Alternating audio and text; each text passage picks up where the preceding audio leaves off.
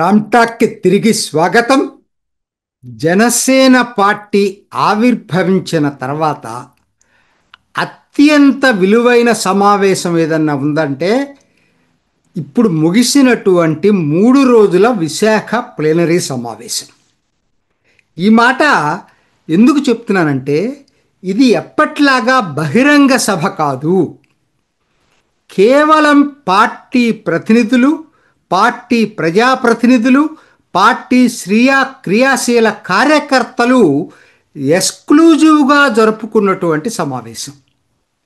ఒక్క మాటలో చెప్పాలంటే 3వ రోజు జరిగింది కార్యకర్తల ప్లీనరీ సమావేశం. రాజకీయ పరిభాషలో చెప్పాలంటే ఇది ఎందుకు చరిత్రలో నిలిచిపోతుంది, ఇది చాలా ముఖ్యం. మొట్టమొదటిసారి పార్టీ నిర్మాణంపై దృష్టి సారించిన సమావేశం, మొట్టమొదటిసారి జరిగినటువంటి విస్తృత పార్టీ కార్యకర్తల సమావేశం, మొట్టమొదటిసారి జరిగినటువంటి బాటమ్ టు టాప్ సమావేశం. ఎందుకంటే ఎప్పుడు టాప్ టు బాటమే ఉంటుంది. నాయకులు ప్రసంగిస్తుంటారు, వీళ్ళు వింటూ ఉంటారు ప్రజలు. ఇది కార్యకర్తలే మాట్లాడినటువంటి బాటమ్ టు టాప్ సమావేశం. సమావేశంలో వేదిక మీదనున్న పెద్దలు కాదు మాట్లాడింది, పార్టీ అంటే పడి చచ్చే క్రియాశీల కార్యకర్తలు. వాళ్ళు మాట్లాడుతుంటే ప్రతి కార్యకర్త తమే మాట్లాడుతున్నంత అనుభూతి చెందారు. దానికి కారణం గత 11 సంవత్సరాలు పార్టీని గుండెల్లో పెట్టుకొని కాపాడిన వాళ్ళు కాబట్టి, వాళ్ళకి గుర్తింపు వచ్చిందనేటువంటి భావన కాబట్టి, ఒక విధంగా కార్యకర్తలే నాయకులైతే ఎలా వింటుందో చూపించిన సమావేశం. ఎవరెవరండి అద్భుతంగా మాట్లాడారు అందరూ కార్యకర్తలు. చెంచు యువకుడు శివ, నల్లమల అరణ్యం నుంచి వచ్చినటువంటి వ్యక్తి, అరకు నుంచి వచ్చిన యువకుడు చెట్టి ఆనంద్, పశ్చిమ గోదావరి నుంచి వచ్చిన వీర మహిళ రియా, నర్సీపట్నం సేనాపతి శేషు, భావోద్రేకం చెందిన డేగాళ సతీష్, ఇక వీర మహిళల ప్రసంగాలు, ఇంకా ఎంతోమంది కార్యకర్తలు. అంటే అన్నిటికన్నా ముఖ్యమైనది ఏంటంటే అసలు ఈ సమావేశాన్ని ప్రారంభించిందే వీర మహిళ గోవిందమ్మ, అతి సామాన్య మహిళ. కాబట్టి ఇప్పుడు చెప్పండి, ఇది కదా నిజమైన కార్యకర్తల వేదిక అంటే. ఏదైతే మనం అనుకుంటామో అదే జరిగింది అక్కడ. అది వాళ్ళందరూ ఆ అనుభూతిని చెందారు. నిజం చెప్పాలంటే ఇది ఒక రాజకీయ పార్టీ స్వరూపాన్ని మొట్టమొదటిసారి తీసుకుందని చెప్పొచ్చు. ఎందుకంటే ఇన్నాళ్ళు ఎవరెన్ని చెప్పినా పవన్ కళ్యాణ్ పర్సనల్ ఇమేజ్ మీదే పార్టీ నడిచింది. పార్టీ నిర్మాణం అంతంత మాత్రంగా ఉంది ఇన్నాళ్ళ నుంచి కూడా.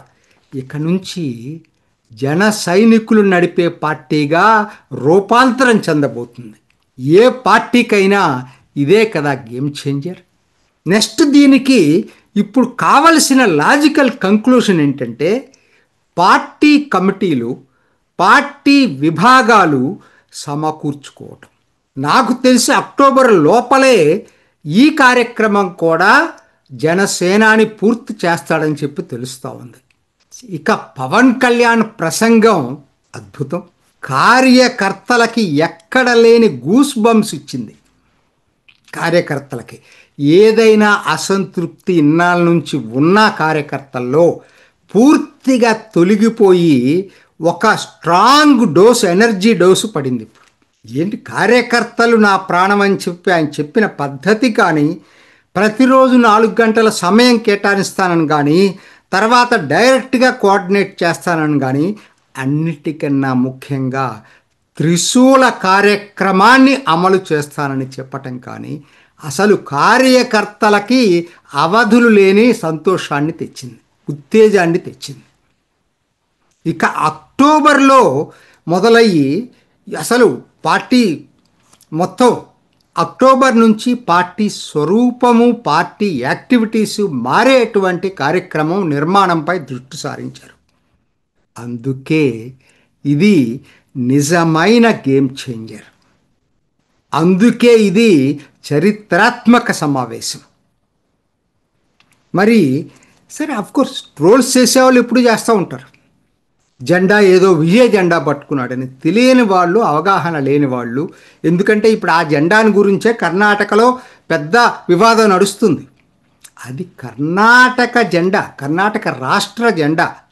అది దాన్ని విమర్శించిన వ్యక్తే ఇప్పుడు దసరా ఉత్సవాలు ప్రారంభించబోతుందని చెప్పి ఓ పెద్ద విమర్శ నడుస్తుంది. ఎల్లో సాఫ్రాన్ కలర్సు, ఆవిడ దాని మీద చాలా రియాక్ట్ అయింది, ప్రతిస్పందించింది అంతకుముందు బాను ముస్తా. సరే, అది వేరే టాపిక్ కాబట్టి ఇప్పుడు నేను అది మాట్లాడను.